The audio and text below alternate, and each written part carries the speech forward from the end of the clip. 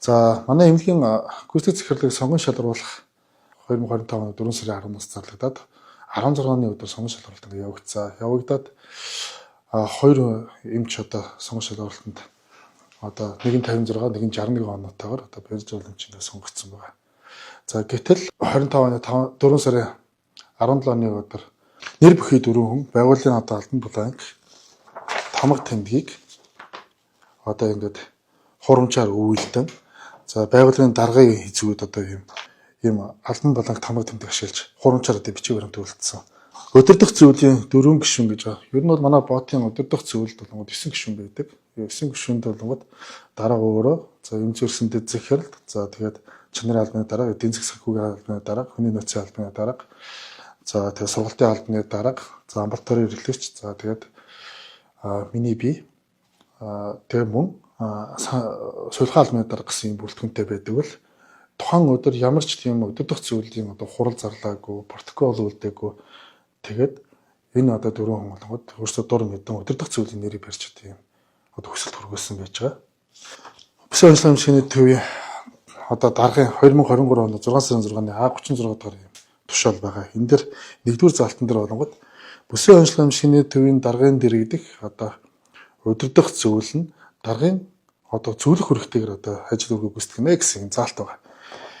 Энийг зөрчөөд мөн бас эрүүгийн хуулийн 22-ийн 1-р залтыг одоо зөрчиж дураараа ажиллах эрх мэдэл албан тушаалаад оруулан ашиглах гэдэг зүйл залтаар одоо ийм эрүүгийн хуулиар одоо хууль зөрчсөн байж байгаа.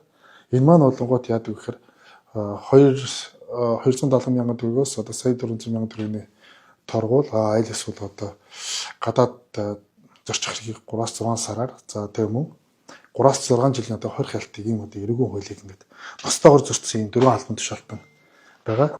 Энэхүү хүсэлтийг бодгоод манай эмнэлгийн одоо төлөөлөн өдөрдох зүйлийн дараа одоо оюун чимэг гэх хүн энэ одоо хүсэлтийг хүлээж авсан байж байгаа. Эрүүл мэндийн тусламж үйлчилгээний тухайн хуулийн дээр юу гэж байдаг вэ гэхээр зөвхөн нэр дэвшигч гомдол гаргана гэсэн байдаг. Бичиг үсэг сайн мэддэг юм. Өсөл гомдол хоёроо ингээд ялгахгүй ийм хүлээж авчаад албан бусаар одоо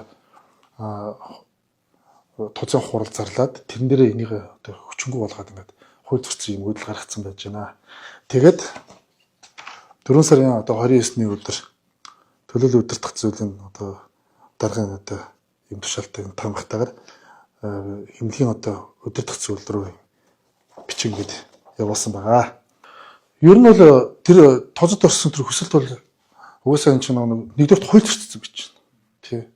Тэгээд энэ чинь хүсэлт чинь гомдол болон саналыг хүлээж авна гэж яхад хүсэлт татсан байж байна. Нэгдүгээр тийм ч бол үндэслэл болохгүй болчих.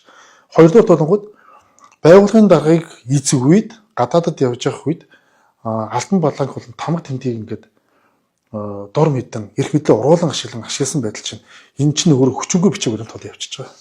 Хуулийн хүрээндээ ямар ч хүчин төгөлдөр бос. Манай эмнэлгийн одоо ямар нэгэн ажилтан, эмч зөвлөгч, ялангуяа зөвлөгч тусгай ажилтнанд бол ёс зүй болон одоо харилцаа хандлагын одоо асуудал гаргасан тохиолдолд 10-аас 20 минутын дотор тэр тухайн эмч одоо зөвлөгч тусгай ажилтнанд ёс зүй харилцаа хүлээлгдэг. Гэтэл өнөөдөр энэ албан бичгийг одоо хурамчаар үйлдсэн эдгээр 4 хүнд болгоод өнөөдрийг хүртэл одоо ямар нэгэн байдлаар одоо сахилгын шийтгэл болон хариуцлага тооцсон юм алга байгууллагын дараагийн үед бүтэн 20 он ч одоо хэдийн арга хэмжээ аваагүй. Тэнгүүд нь одоо эмнэлгийн ажилчны үрдчний эвлийн хорооноос 2025 оны 5 сарын 2-ны 9/8-ийн ийм тод тушаалаар одоо шаардлага хөргөх тухай гэдэг гаргацсан байна. За энэ дээр юу гэж байгаа гэхээр болгоод дэрх дөрвөн одоо албан тушаалтанд одоо ёс зүйн хариуцлага одоо 5 сарын 5-ны өдрийн дотор одоо хариуцлага тооцно уу? Хэрэг ихгүй бол эмнэлгийн ажилтны одоо үрдчний эвлийн хорооноос дараагийн шатны одоо арга хэмжээг авах болно гэдгийг хэлэх гээд байна. Яагаад энийг би одоо яралтаар ингээд зарлаад байгаа гэхээр манай эмнэлгийн одоо дарга санхүү эрсэнтэй захирлаар албан бус мэдээгээр одоо ээлж амралтаа аваад явах гэж байна. Ээлж амралтаа авах юм бол энэ хүмүүс бол одоо бүтэн 2 сар гаруй хамраад алга болдог. Эмнэлгийн одоо гүйцэтгэх захирлын сонгон шалгаруулах үйл ажиллагаа болонгод тэдийн хугацаагаар одоо гацна гэсэн үг. Ингэж гацна гэдэг нь манай эмнэлгийн одоо тусламж үйлчилгээ мөн одоо санхүүтэй холбоотой бүх одоо ажлуудыг бүгдээр энэ сарын хугацаанд одоо гацах эрсдэлтэй байдал үүсэж байна. За тэгээ мөн одоо өнгөрсөн 10 жилийн хугацаанд манай өнөөдрийн одоо удирдах зөвлөлийн удирдлага болонгууд одоо байгууллагыг удирдах явсан. Гэхдээ өнөөдөр тусламж үйлчилгээтэй холбоотой маш олон асуудлууд үүссэн. Оны өмнө ихэд болонгууд одоо эхийн эндэгдэл гарцсан байж байна. Эхийн эндэгдэл бол гарсантай холбоотойгоор эрүүл мэндийн яамнаас мөн шүүх шилжгээний хүрээлэнгээс за танаа энэ байгууллагын удирдах зүйл юудаа болохгүй нь удирдлагч нь болохгүй энэ хүмүүсийг одоо яаралтай одоо ажиллаас нь чөлөөлж хариуцлага тооцохгүй бол энэ эмнэлгийн одоо үндсэн ажил бол урд шат руу орсон байна гэдэг тийм одоо дүгнэлт одоо яам төрөл гаргаж өгсөн байж байгаа.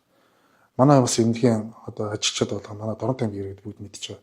Сүүлийн 10 жилийн хугацаанд манай эмнэлгийн нэр хүнд тусламж үйлчилгээний чанар яаж ингэж одоо шалаар нэг болж нэр хүнд ингэж гонжгааг таваа бүхэн бэлхнээ мэдж байгаа учраас би одоо өдөршний эвлийн хорон дарга үүднээс Дорн аймгийн нийт одоо хөдөлмөрчийн иргэд мөн эмнэлгийн одоо 400 гаруй ажилчдын эрх ашиг хамгаалалтнаас ийм мэдээлэл хийж байна. Тэгэхээр нэгдүгээр толгойд энэ хүсэлт юутай ямар шүчингүй болчихно. Энэ шаардлага хангахгүй энэ хүсэлтийг энэ нэгдүгээр татагдан авснаар гүйцэтгэх захирлыг сонгон шалгаруулах үйл ажиллагаа болгоод илүү хурдтай магадгүй одоо 9 хоногт бол ердөө бүрэн шийдэх боломжтой гэж үзэж байна. Ингэснээр манай эмнэлгийн одоо нийт одоо үйл ажиллагаа болгоод гацаанд орохгүй одоо цааш дүүрэх хангалттай хэмжээнд үргэлжлэн явах боломжтой болно гэж хэлж байгаа байхгүй. За эдгээр хүмүүстэр бол одоо байгууллага болонгот байгууллагын дараа болонгот одоо ёс зүйн хариуцлага тооцсноор нэгдүгээр толгойд манай одоо өнгөрсөн одоо 2 жил 3 жилийн хугацаанд одоо чанараа аюулгүй байдал одоо хангалттай яваагүй. Энэ маань болонгот дараагийн одоо хүмүүс маань одоо сонгогдож гарч ирснээр энэ эмнэлгийн тусламж үйлчилгээний чанар аюулгүй байдал одоо дээшлэнэ. За хоёрдугаар толгойд манай эмнэлэг болонгот 300 гаруй сэдвэрийн одоо халдагталтай явж байгаа. Энэ халдагдлыг ерөнхийдөө тодтол хийгээд маш богино хугацаанд дотор энэ халдагдлыг засах боломжтой байна. За 3 дахь гэх юм бол одоо манай эмнэлгийн одоо тусламж үйлчилгээтэй холбоотой одоо манай яаралтай төрийн тусламжийн машинууд байна. Яаралтай төрийн тусламжид одоо ашиглаж байгаа зарим одоо тоног төхөөрөмж багц хэрэгслүүд байж байна. За тэгэл эмнэлгийн туслах одоо хэрэгслүүд байж байна. Эдгээрийн хангамж хүртээмж нь бас иргэд нэмэгдэх боломжтой. Манайх чинь аягүй өндөр төсөвтэй байгуулах штэ.